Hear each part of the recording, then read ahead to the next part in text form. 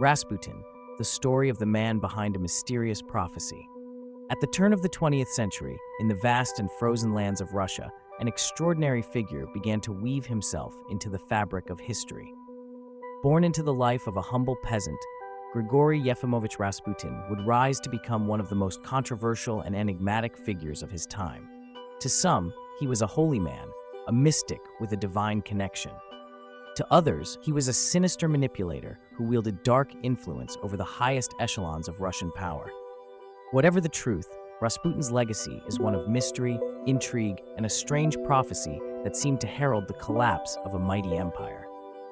Rasputin was born in 1869 in the remote village of Pokrovskoye, deep in Siberia.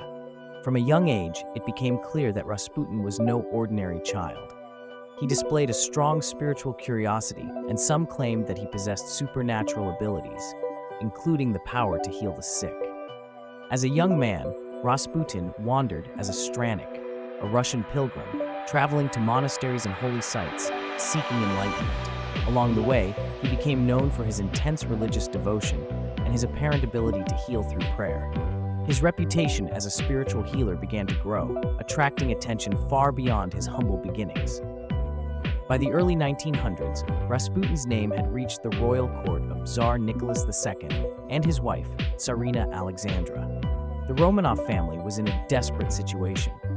Their only son, Alexei, had been born with hemophilia, a condition that caused his blood to clot poorly, leaving him vulnerable to life-threatening injuries.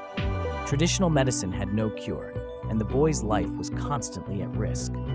When Rasputin arrived at the royal court, claiming to have divine healing powers, the Tsarina saw him as a miracle sent from God.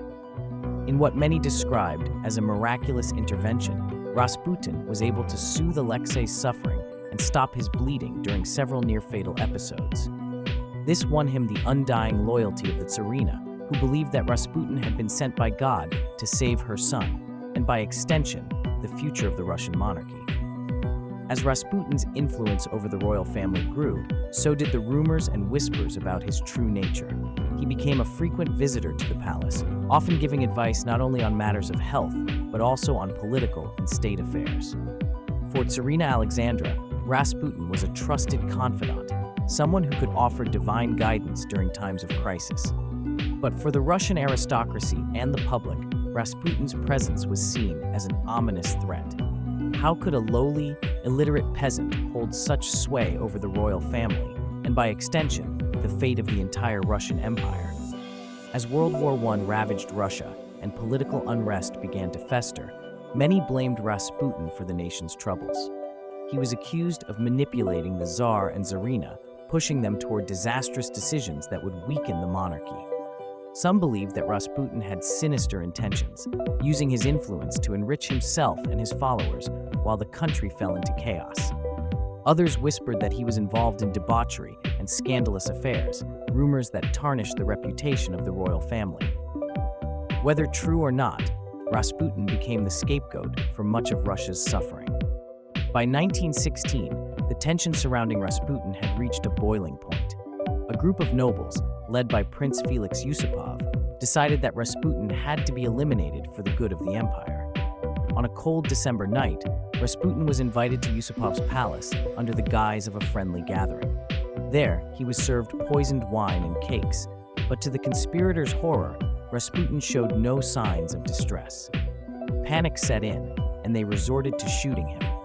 Even after being shot multiple times, Rasputin managed to get up and attempt to escape. It wasn't until he was shot again and finally thrown into the icy Neva River that Rasputin's life came to an end.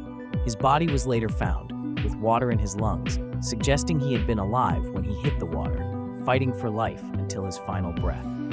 But even in death, Rasputin's legend continued to grow.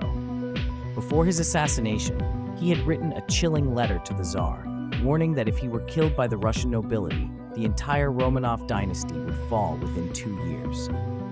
True to his prophecy, within a few short months of Rasputin's death, the Russian Revolution erupted, and the Tsar and his family were overthrown. In 1918, Tsar Nicholas II, Tsarina Alexandra, and their children were executed by the Bolsheviks, bringing an end to over 300 years of Romanov rule.